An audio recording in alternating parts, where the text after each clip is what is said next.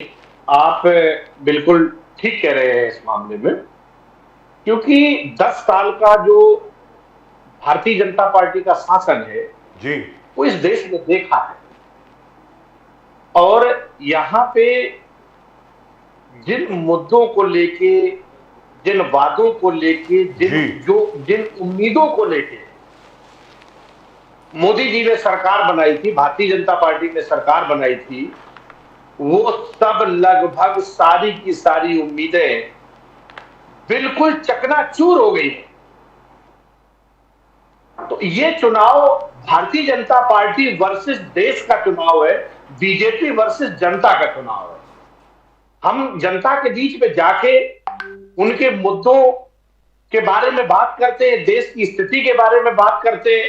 और आपने बहुत सही लाइन से शुरुआत की कि लोहिया जी कहते थे कि भारत एक बहुत अमीर देश है जहां पे बहुत गरीब लोग रहते हैं। और उसके आगे लोहिया जी ने कहा कि दुनिया की कोई ऐसी फसल नहीं है जो भारत में ना की जा सके, कोई ऐसा पौधा नहीं है जो भारत में ना उगाया जा सके। दुनिया का सबसे ज्यादा मीठा पानी भारत में, सबसे ज्यादा खनिज संपदा भारत में, सबसे ज्यादा मेहनत करने वाला किसान भारत में, और सबसे ज्यादा बुद्धिमान नौजवान भारत में। इसके बावजूद दुनिया के सामने हम कटोरा लिए खड़े हैं। ये इस देश के संचालन करने वाले, नेतृत्व करने वाले नेताओं की सिद्धांतहीन, नीति विहीन राजनीति का दुष्परिणाम है।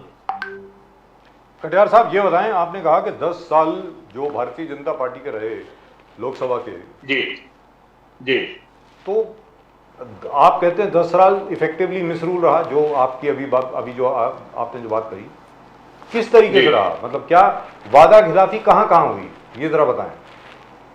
अगर फोकस थोड़ा सा उत्तर प्रदेश में रखें, देश की भी बात कर सकते हैं, आपके ऊपर है, लेकिन वादा खिलाफी कहां कहां करी है बीजेपी ने, वो जरा ब्यौरा दे सर प्लीज।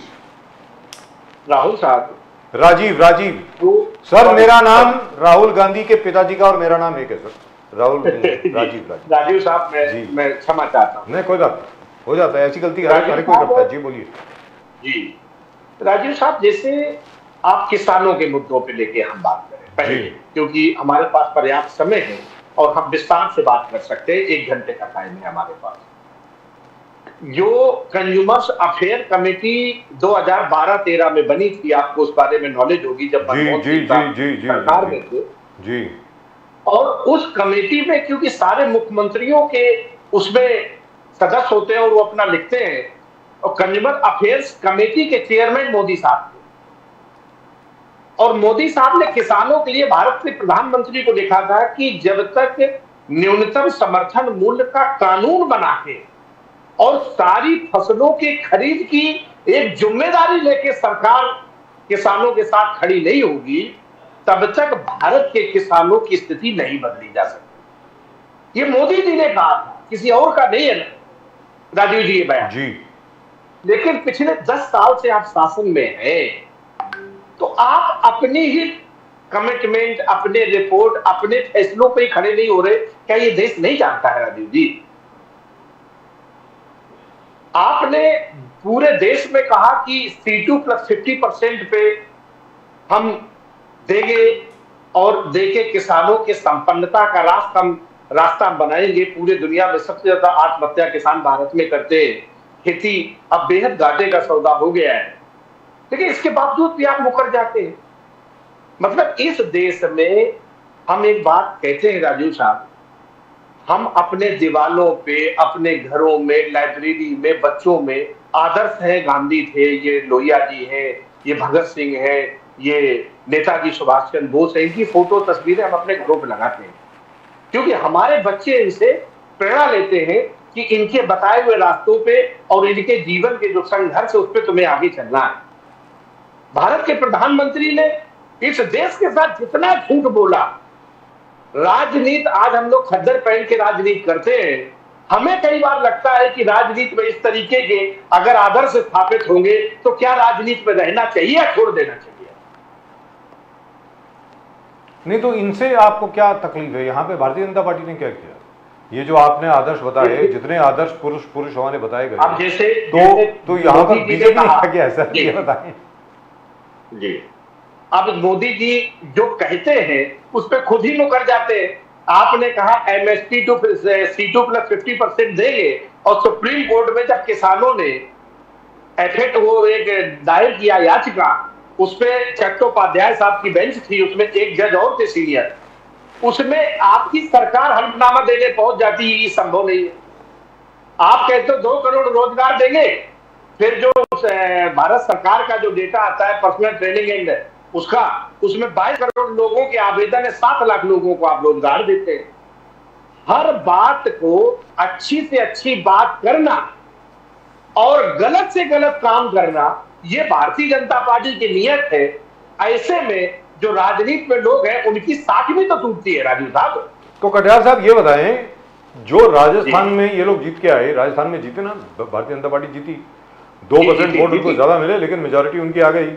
वहां पर उन्होंने आदरणीय सामान्य बड़े आदरणीय हमारे प्रधानमंत्री हैं मोदी जी की तस्वीर लगाई, इतनी बड़ी बड़ी, हम सब क्या कर रहे हैं, हर जगह पर, जयपुर हो गया, जोधपुर हो गया, जैसलमेर हो गया, उदयपुर हो गया, अजमेर हो गया, हर जगह पर उनकी बड़ी बड़ी, हर हाईवे पे इतनी बड़ी बड़ी, प्रदीप जी आपको याद होगा, बड़ी बड़ी तस्वीरें मोदी जी की, और साथ में ये लिखा था कि 450 रुपए में गैस का सिलेंडर मिलेगा।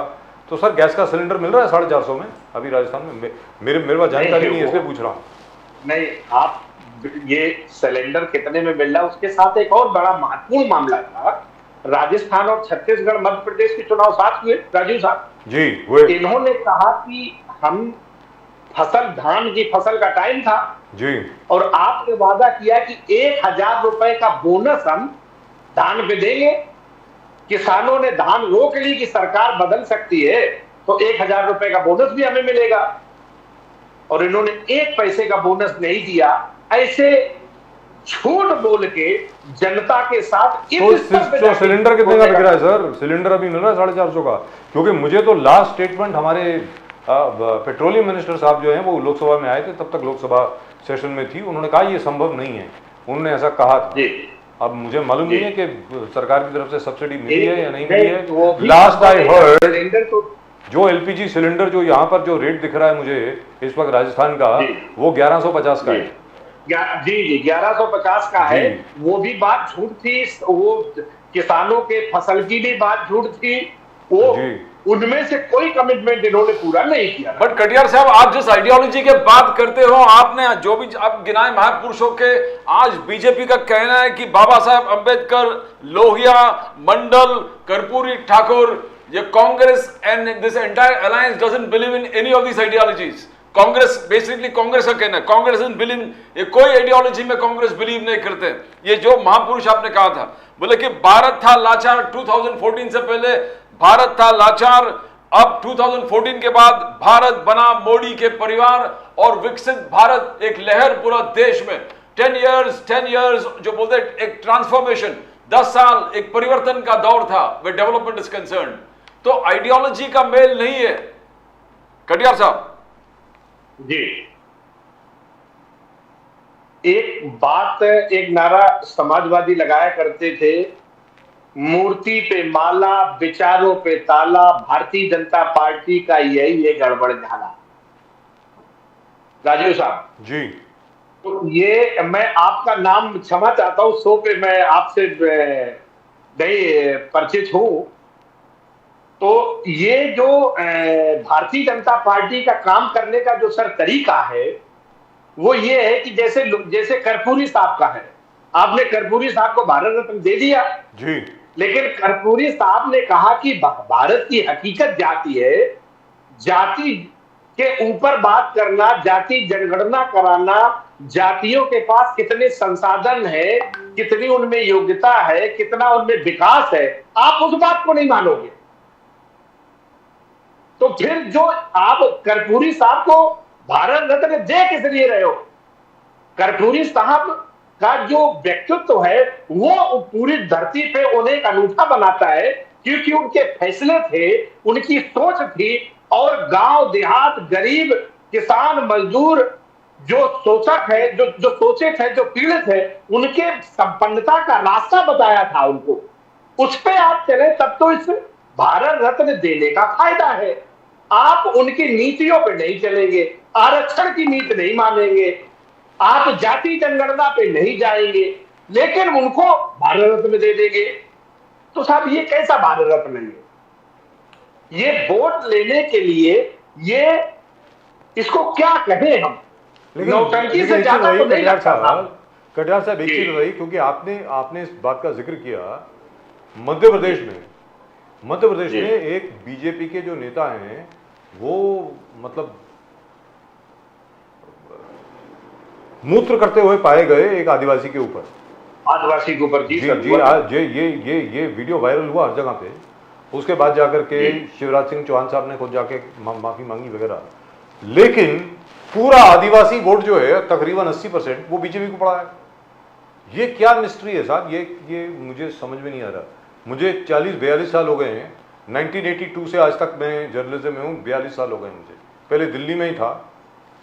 मैं आपसे जानना चाहता हूं कि इतनी बड़ी घटना हो जाए और फिर भी आदिवासी भारतीय जनता पार्टी को ही वोट दें, ये क्या माजरा है सर, बताएं। राजीव साहब, पूरी मीडिया और पूरे चुनावी सर्वे, आम आदमी छत्तीसगढ़ के बारे में था कि कोई चांस नहीं है कि छत्तीसगढ़ में सरकार चेंज होनी चाहिए, उसका किसी का कोई वो नहीं था। आपने एजुकेशन पे कुछ नहीं किया, आपने हेल्थ पे कुछ नहीं किया, आपने रोजगार नहीं दिए, किसानों की आमदनी नहीं बढ़ी, कॉलेज हॉस्पिटल नहीं बनाए, जनता आपके खिलाफ है, ये बात रोडों पे दिखती है।